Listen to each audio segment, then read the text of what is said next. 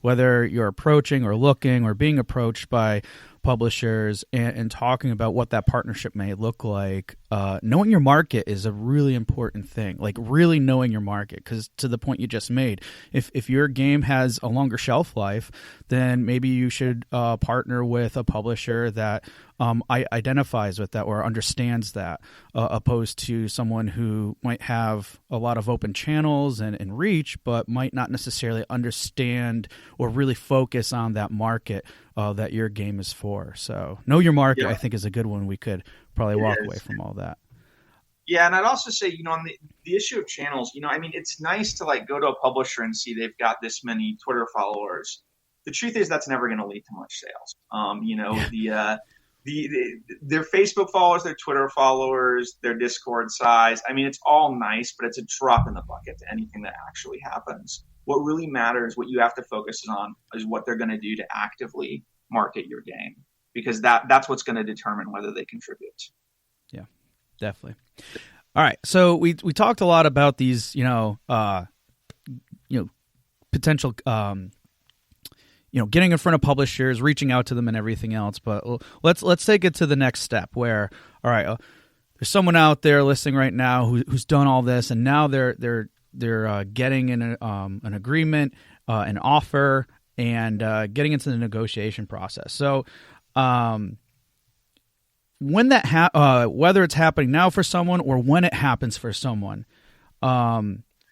if a dev is getting their first offer from a publisher, what is a good mindset for them to have when they're looking at all of this and potentially getting starry-eyed?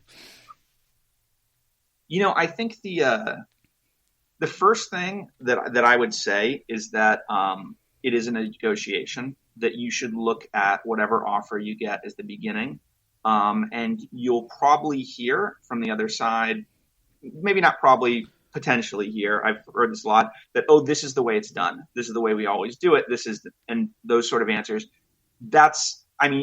Sometimes that's true. Often it's not true when the other person says it, and it's just the way they're trying to stake a hard position in contracts.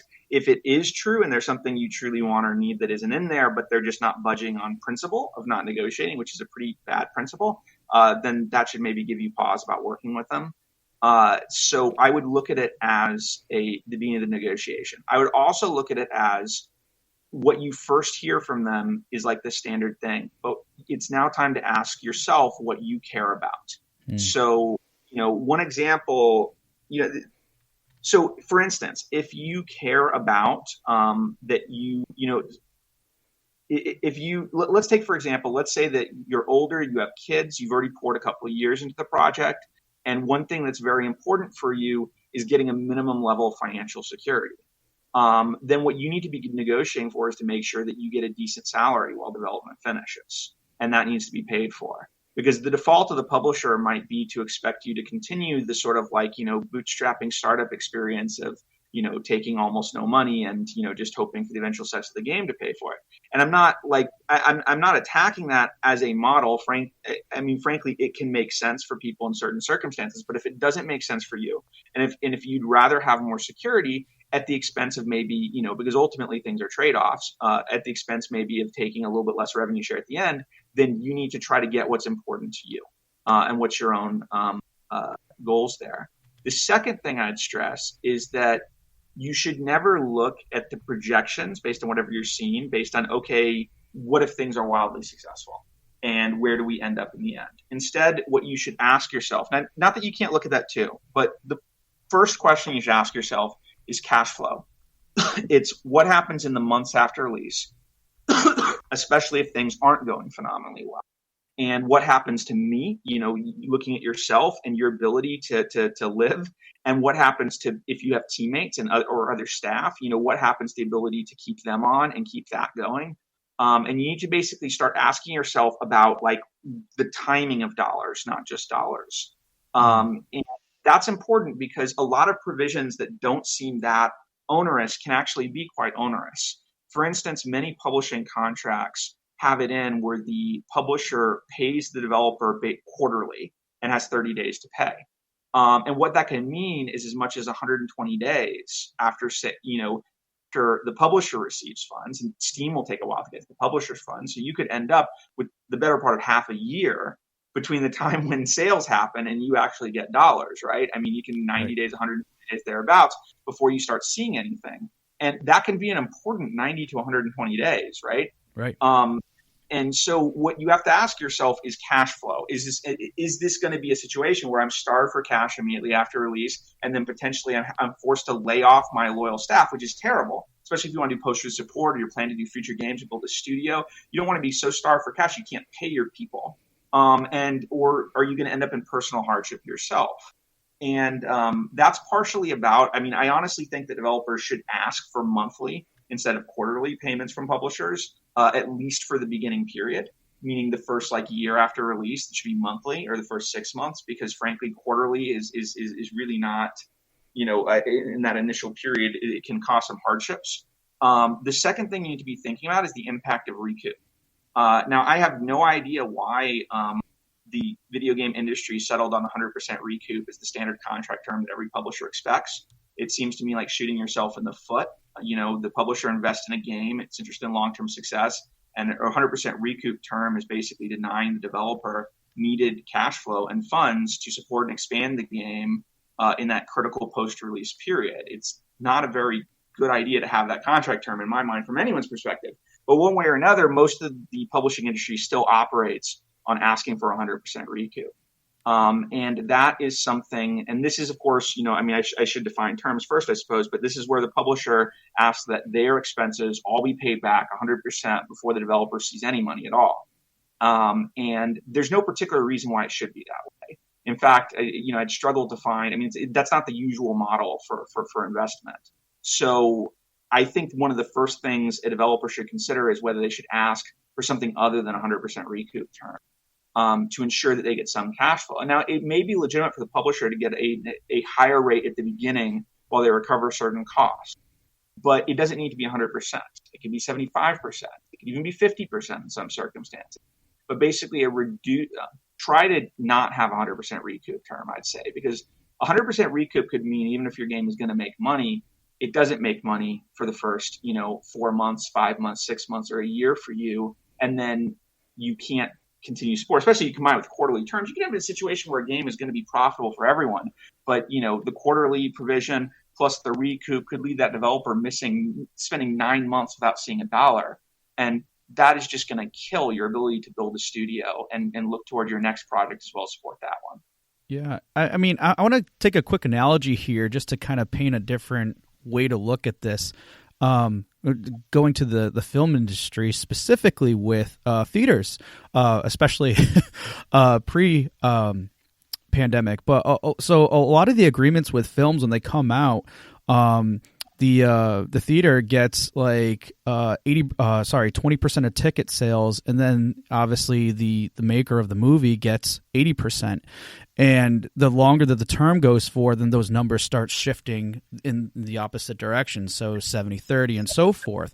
That's one reason why, why concession sales and cost of popcorn is so through the roof, is because they're trying to make up that low 20% that they're getting. And that's why they also look for box office hits. So the longer that it's out there and doing well, the more money that theater is going to make. But even though it's a crazy 80-20, at least there's some flexibility there, and they're making something off of those initial film sales too. Because if you think about it, if it were 100%, there'd probably be a ton of theaters and even chains that would probably going out of business because it's not very common you get huge blockbuster hits coming out all the time. So just to take it back to kind of what Tim was saying, and feel free to chime in too, having that flexibility at least provides basically a form of cash flow, so there can create some form of sustainability. It might not be ideal to what you're looking for, but having that flexibility can at least give you more to work with, more decisions that you can make. So whether it's involving your team or your livelihood, it can help out there. So looking for those types of arrangements, whether they're being offered or just simply asking, is it possible? And that's, I guess, a good lead into another quick question is, if people see that it's 100% recoup, Like, and they might be nervous for asking for more, but like, what's good ways to approach that in terms of if they see that type of offer in their agreement? So I wish I could say that there's like a great way you can definitely negotiate your way out of it. The current state of the game publishing industry, 100% recoup terms have become very common, and I think you're going to get a lot of resistance, including from otherwise good publishers. So I don't know. You should definitely try to get it changed. And I would make the points that I'm talking about, that basically we all benefit from ensuring that I, the developer, have some cash flow during that period to help make sure that the game continue to be developed and supported. You may get resistance there. If you get resistance there, I mean, the first thing you might try is see if you can negotiate, because sometimes it's a weird thing, but companies can get so used to doing things certain ways, they get inflexible about certain things, but they're willing to agree to other things that amount to the same thing in all logic, but honestly just aren't outside what they do. So, they might agree to it. So if you can't get the 100% recoup term changed, the next thing I would ask is to try to get the development funds that the company is giving you, to be increased and extend over the post-release period. And surprisingly enough, I think you may have, in some cases, better luck doing that just because of the way people are unwilling to change certain things about contracts. In other words, maybe you can't get them to just give you a percentage of the sales immediately after release, but you can convince them to give you more straight out funding after release to support, simply because that doesn't register in their minds as being something they don't do. So you might try that and asking for that. And then in the end, I mean, you may end up in a situation where if you can't negotiate for that, for either of those, you may end up in a situation where you have to ask yourself whether it's worth doing the deal anyway. And the thing is, it can be. There are very, very, very good publishers out there who have contract terms that I don't think are great contract terms. But I'd rather sign a contract with them than I'd sign a contract with a publisher who does not do a good job for their games, but is willing to offer you really good contract terms. So, that's the thing. You're probably ending up in a less than ideal situation in some fashion at some point, and you may have to just make a hard choice there. But that hard choice may be walking away. And part of what you should do is analyze the extent to which you need a publisher, because you need to understand your position and your bargaining power and your ability to do things independently. This goes into another point, which is that a lot of publishers offer very similar deals to everyone they talk to. The truth is, games are in very different situations. You should be looking at your own game situation. If you're building up wish list well, and you're headed towards something that's going to be a pretty good success, then that doesn't mean a publisher can't help, but you should be very selective, because you can do it without a publisher then. You'll be okay without a publisher. And the thing is that, this is similar to the issue of, in general, startup investing, inviting venture capitalists in and selling preferred stock, which is where they have something called liquidation preference.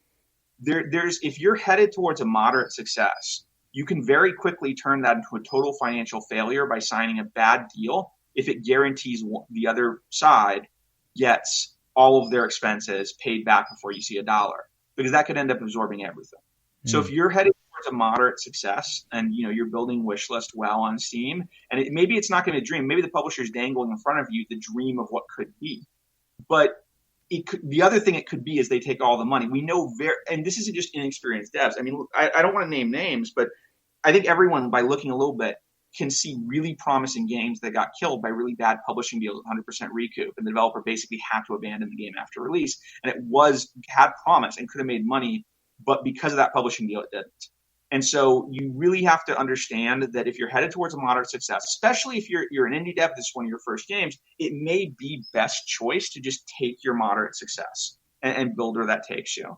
And, or if you are signing a publishing deal, frankly, don't agree to 100% recoup.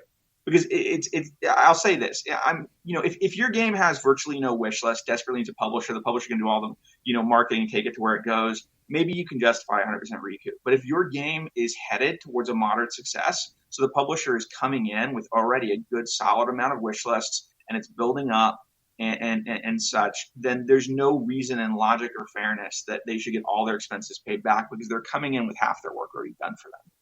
You know, their work